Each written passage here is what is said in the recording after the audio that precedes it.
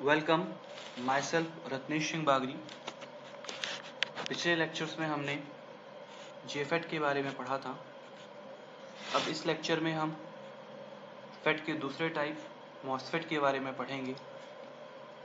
MOSFET का पूरा नाम metal oxide semiconductor field effect transistor होता है, जो कि जेफेट के मेन ड्रॉबैक को दूर करता है। जेफेट में ड्रॉबैक था कि वह केवल डिप्लीशन मोड पर कार्य कर सकता था। डिप्लीशन मोड से तात्पर्य है कि गेट के द्वारा हम केवल चैनल की विड्थ को कम करके चैनल की कंडक्टिविटी को कम कर सकते हैं, परंतु कुछ कुछ एप्लीकेशंस में हमें आवश्यकता होती है कि हम चैनल की कंडक्टिविटी को बढ़ाएं। ऐसा करने के लिए हमें चैनल की विड्थ को इनहेंस करना पड़ता है। यह ऑपरेशन इनहेंसमेंट ऑपरेशन मोड कहलाता है। तो इस प्रकार के एफईटीज जो कि एनहेंसमेंट मोड पर ऑपरेट करते हैं वह मॉसफेट कहलाते हैं। अब अगर यहां पर हमें यह क्वेश्चन आए कि इसे हम मॉसफेट क्यों कहते हैं, तो अभी आप आगे कंस्ट्रक्शन में देखेंगे कि गेट और सबस्ट्रेट के बीच में एक मेटल कांटेक्ट होता है, फिर उसके बाद एक ऑक्साइड लेयर होती है और फिर उसके बाद आपका एक सेमीकंडक्टर मटेरियल होता है। तो इसलिए इसे हम metal oxide semiconductor field effect transistor कहते हैं। मॉसफेट आपके दो टाइप के होते हैं।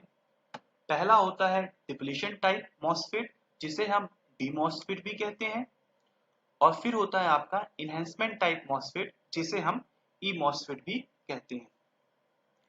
डिप्लीशन टाइप मॉसफेट आपका डिप्लीशन मोड और इनहेंसमेंट मोड दोनों पर कार्य करता है, वहीं आपका इनहेंसमेंट टाइप मॉसफेट केवल इनहेंसमेंट मोड पर कार्य करता है।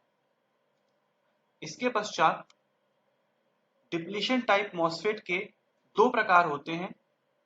पहला होता है आपका एन चैनल मॉसफेट, दूसरा होता है आपका पी चैनल मॉसफेट। अब हम एन चैनल मॉसफेट के बारे में, उसका कंस्ट्रक्शन, उसके सिंबल को पढ़ेंगे। अब उसका जो कंस्ट्रक्शन है, उस कंस्ट्रक्शन को मैं देखूं तो यहां पर एक सबसे पहले आपको एन टाइप का एक सेमीकंडक्टर मटेरियल दिया जाता है। उसके दोनों एंड्स पर मेटल कांटेक्ट के द्वारा दो टर्मिनल होते हैं, सोर्स एंड ड्रेन।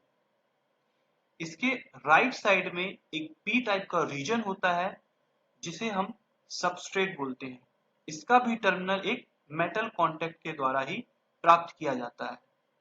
इसके बाद लेफ्ट साइड में एक इंसुलेटेड गेट होता है, जिसके बीच में आपकी एक ऑक्साइड लेयर होती है, जो कि सिलिकॉन डाइऑक्साइड की बनी होती है, जो इसे चैनल के साथ इंसुलेशन प्रोवाइड करती है, और ये भी एक मेटल कांटेक्ट के थ्रू लगा होता है। यहां पर जो एन चैनल है वो आपका सबस्ट्रेट और गेट के बीच में बना हुआ है, कुछ इस प्रकार से। इसमें गेट टर्मिनल से निगेटिव और पॉजिटिव वोल्टेज अप्लाई करके डी मॉसफेट को हम डिप्लीशन मोड या इनहेंसमेंट मोड में ऑपरेट कर सकते हैं। अब इसमें हम अगर करंट की फ्लो की बात करें तो करंट का फ्लो हमारा ड्रेन टू सोर्स होगा, और जो हमारे चार्ज कैरियर्स होंगे वो सोर्स टू ड्रेन फ्लो होंगे, क्योंकि यहाँ पे चार्ज कैरियर्स हमारे इलेक्ट्रॉन है, इसलिए करंट का डायरेक्शन चार्ज कैरियर्स के अपोजिट होगा। अब अगर हम इनके सिंबल को देखें, ये दोनों सिंबल में से कोई एक सिंबल भी आपका वर्क कर सकता है। इस सिंबल में और पी चैनल के सिंबल में केवल एक डिफरेंस होगा, वो डिफरेंस होगा इस एरो का, बाकी पूरा स्ट्रक्चर सेम टू सेम होगा। इस एरो का डायरेक्शन भी हम बीजेटीज और जीएफईटी की तरह ही पता लगाएंगे कि हमारा पीएन जंक्शन किस साइड है।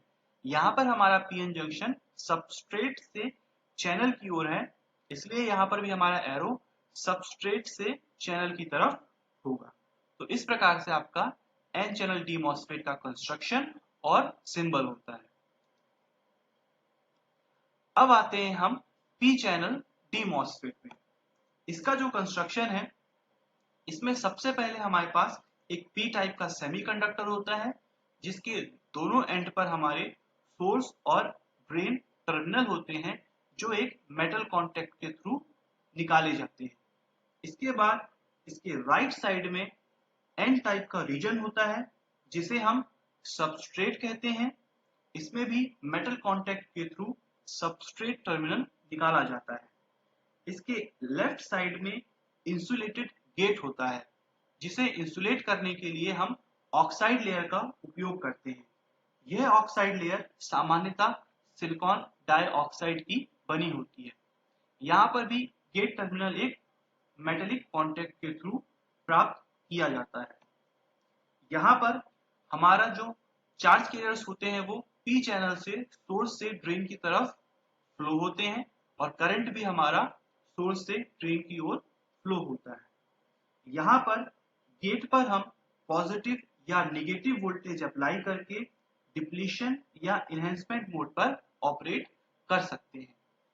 यहाँ पर इसके सिंबल को हम इस तरह से या इस तरह से बना सकते हैं।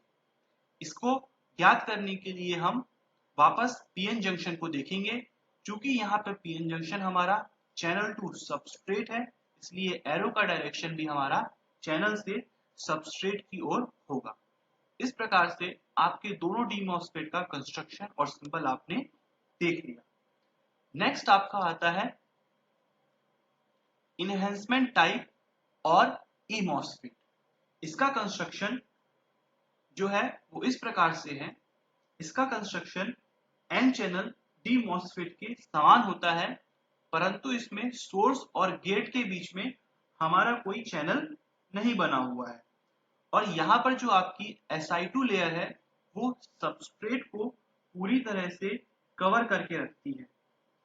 यहाँ पर हमें इसे स्टार्ट करने के लिए एक proper voltage with proper polarity की आवश्यकता होती है।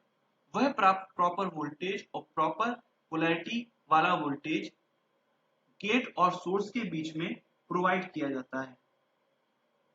जब हम ऐसा करते हैं तो हमारा ई मॉसफेट ऑन हो जाता है। वह गेट टू सोर्स वोल्टेज जिस पे हमारा ई मॉसफेट ऑन हो जाता है, उसे हम थ्रेशोल्ड वोल्टेज कहते हैं।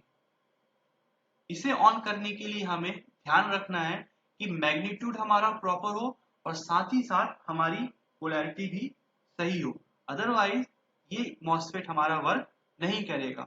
और यहाँ पर भी एक बात आपको फिर ध्यान देनी है कि ये केवल आपका इनहेंसमेंट टाइप ऑपरेशन पे ही कार्य करेगा। यहाँ पर आप चैनल की विड्थ को कम नहीं कर पाएंगे। इस प्रकार से आपके मॉसफेट के जो भी कंस्ट्रक्शन थे वो समाप्त हुए। धन्यवाद।